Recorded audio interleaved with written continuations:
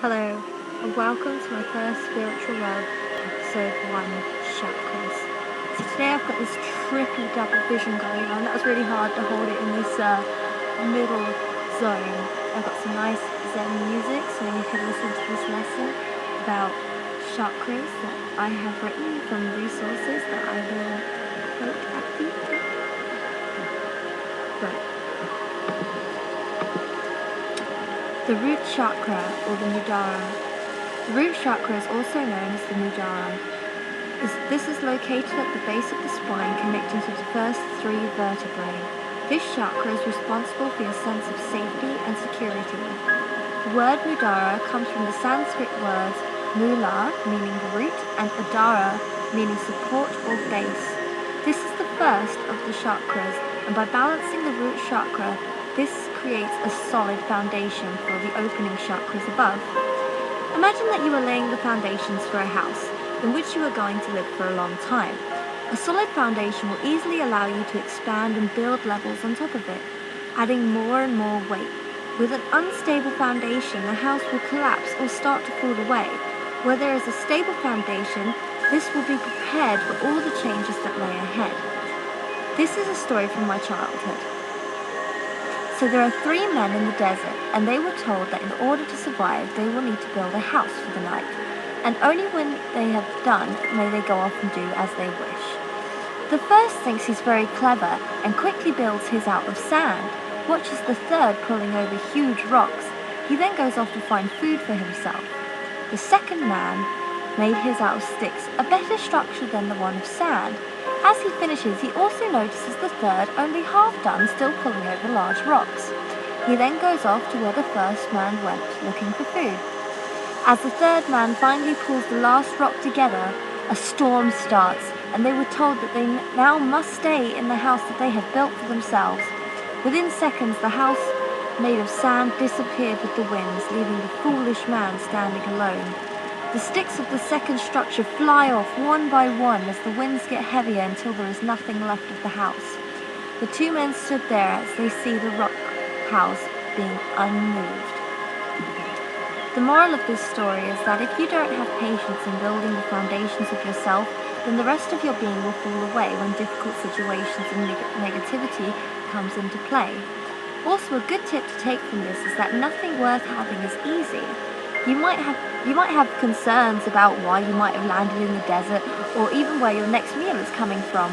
Actually, these are the feelings that the root chakra embraces. However, only with focus and determination will you build the foundations that you need to survive. The root chakra is comprised of things that keep you grounded and give your life stability, such as food, water, and shelter.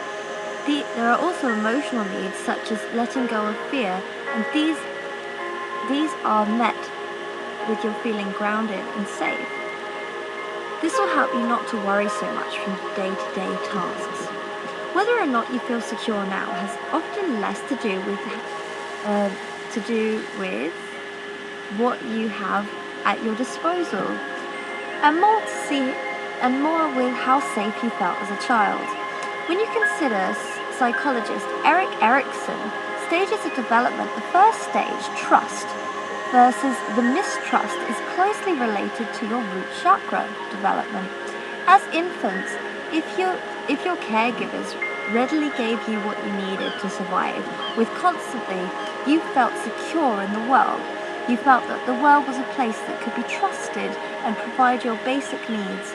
Yet, if your caregivers withheld or even delayed in giving you what you needed, or giving was inconsistent, you may find yourself with the first chakra blockages. Imbalances in the root chakra can cause anxiety disorders, fears, nightmares, colon and bladder issues, lower back, leg, feet and issues, prostate problems in men, and eating disorders are strongly connected with the root chakra. How to balance your root chakra? Meditation is absolutely amazing for connecting with your higher spiritual plane. In this, meditation can ground you, especially if you can't always trust the world around you. That rhymed. To meet your basic needs of survival.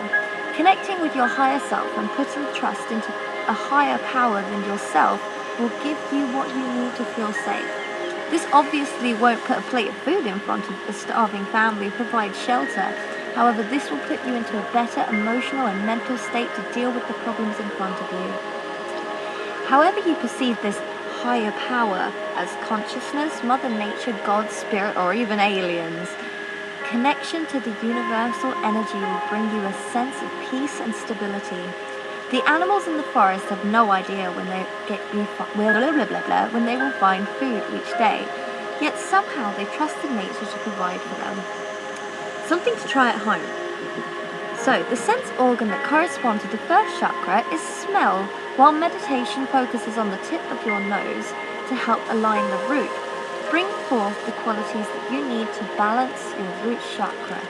So basically, just when you're in meditation, just focus on this part connecting through your body. I can even feel it now. So other ways of opening your root chakra is yoga. So, oh my goodness, I'm going to try these words. The Pavanasana, that's it, Pavanasana, the knee to chest pose. I would demonstrate, but I don't think it will come out too well on this trippy screen. Head to knee pose, the Jurusanatana. So I'm pretty sure that's like this, but when you've got a long stretch out. So the Pasadana is the lotus flexation.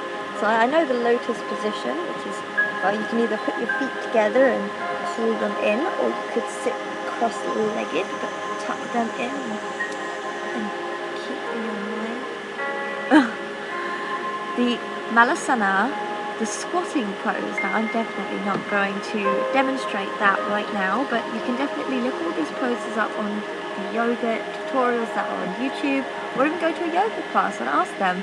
But I really think the YouTube ones are really good. But we'll be talking about that later when I go to yoga. So colours such as red is the root chakra correspondence colour. So literally just by wearing a red t-shirt or even a necklace or a jewel that you like, that will do a lot for your root chakra, and you'll be surprised. It sounds very funny, but there is a corresponding colour for every single chakra. So, oh my goodness, so this is one of my favourite things. Oh, I would lean over, but I've got them all displayed so nicely. But you can use gemstones such as garnet, red jasper, black tourmaline, bloodstone, and many, many more that can open up any of the chakras with the corresponding crystal being placed in the chakra that you want open by placing it on your body while laying down. You can also meditate with them. I do this a lot, where you actually hold them in the palms of your hands. I think this is the side that's recording. And then you'll have, meditation, and you'll feel the energy. But of course, you've got to charge your crystals, but I'll go on to that in another lesson. So chanting or toning sounds such as meditation is chakra music that can be found on YouTube. So right now I'm listening to a Zen meditation music thing, just have in the background and keep it all relaxed. But you can actually get ones that are specifically for the chakras, which I think are very useful. And the mantra sound. So mantra is really, really interesting. So the mantra corresponding sound for the root chakra is LAM. L-A-M. It's the same way that your crown chakra is Om. And everybody knows Om, which is a really good tool for meditation and connecting to your higher self. But if you want to work just on your root chakra for now, I'd give it a little LAM. LAM. Sweet. Well, I hope you enjoyed this educational video about chakras. This will hopefully be one of many. Namaste. I hope you all had a beautiful day.